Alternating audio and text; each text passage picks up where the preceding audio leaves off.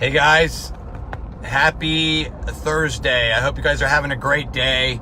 I've had a very productive week and a very productive morning already. I'm actually headed to the gym on my lunch break. And I just want to talk about a couple things about the way I do business and the way I am led to do the things that I do. I am not, and you can fault me for this. You can say this is bad or it's good. I am not driven by what other people think or about what other people do. I'm not driven by, I've been offered 10 times in the last 6 months to make my own supplements. I've been offered tons and tons of jobs with big corporations. I'm an entrepreneur. And what I've learned is that, I feel I have a moral obligation to pray. And hey, what's up, Christina Johnston? I was just talking about you. I was asking Lisa about you. Is that when I do things because I surround myself with people who have the same mindset. I surround myself with people who have the availability to make decisions not based on emotions or feelings.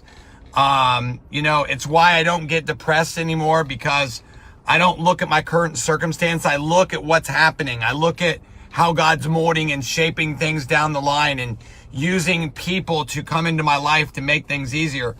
A lot of people, I was preparing for my message this Sunday, that my pastor asked me to preach while I was on vacation. And I realized that so many people get caught up in the day-to-day emotions, and they let it affect the things they say, the things they do. And they may just hang around certain people because they have money or a title or something like that. I do what I do because I feel like I have a moral obligation. And something that happened to me today, I missed a time twice now in the last couple months to share information with people that were really sick. And I was emotional today when I thought about it. Both of them have passed away recently, and I felt like I could have done more. And I'm not going to let that opportunity pass me by again. I've been blessed this year to impact thousands and thousands of lives greater than I did in the past 25 years of being one of the top 1% nutritionists, health coach, and trainers in the world. And when I spent 8 years getting a theology degree and a Christian counseling degree, I wanted to be able to help people in a bigger way than just helping them with their health.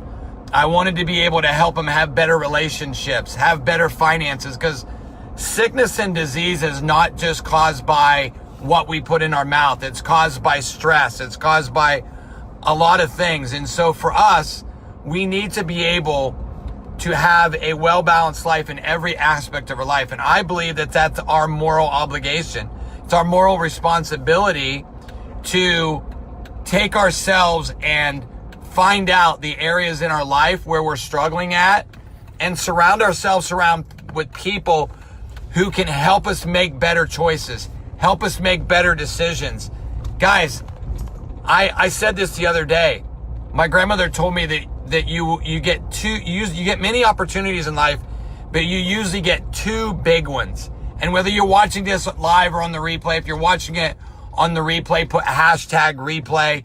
I got two major opportunities before 40. One was to invest in Google in 1999. And then in 1995, a friend of mine asked me to invest $5,000 in a business that he was getting involved in. And I only had like $10,000 to my name, and I said no.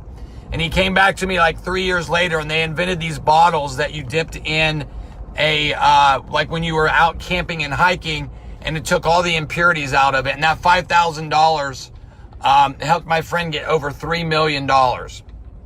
But what I'm doing now is that same opportunity. I don't really care. Look, there's good and bad in every single industry that you look at, okay? I just want you guys to know that there is good and bad in every single industry, okay? There's good and bad chiropractors. There's good and bad trainers. There's good and bad veterinarians. I've been working with veterinarians all this week, and just helping them educate their customers, their staffs, about what we're doing to impact the lives of humans, the lives of dogs, cows, horses. It's amazing. But you know why I'm doing that? Because of that moral obligation. I've been offered multiple six-figure contracts to make my own supplements, as I said, and I'm not going to do that. I'm not going to allow myself to. And look, I made some massive changes in my personal life recently that have allowed me to have that mindset. So when you look at opportunity, for me, I'm not going to worry about my insecurities or what other people think.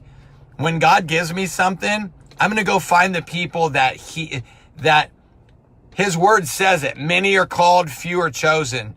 As I was preparing for my message on Sunday, I'm going to allow people to understand that many people, we all have to stand before God one day. Many of us will stand before God and he'll say, hey, you missed this over here, or you did this over here. Or he'll say, this is your twin. This is the person I created you to be. And you followed that. You let me lead you and guide you in the things that I did.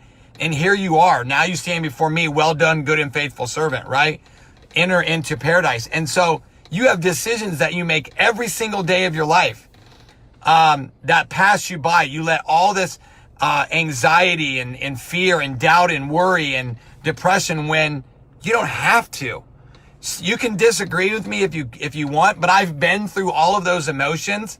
I could very easily go back to them, but I've chosen not to. I don't look at my circumstances. I get in and out of them like that in a second, because I know that God has a plan and a purpose for me. He has a plan and a purpose for you. You just have to figure out what that is. And he says this, and I'll finish with this because I just pulled into the gym. You have not because you ask not. Get around people that encourage you and motivate you. Don't worry about what other people think or say. There's times that you go through in your life, like right there is Taylor, and I was talking to him and his new girlfriend. He'd been praying, him and her had been praying for people, for each other all their life. But they walked out of obedience, and then they found each other. It's the same way I found my wife.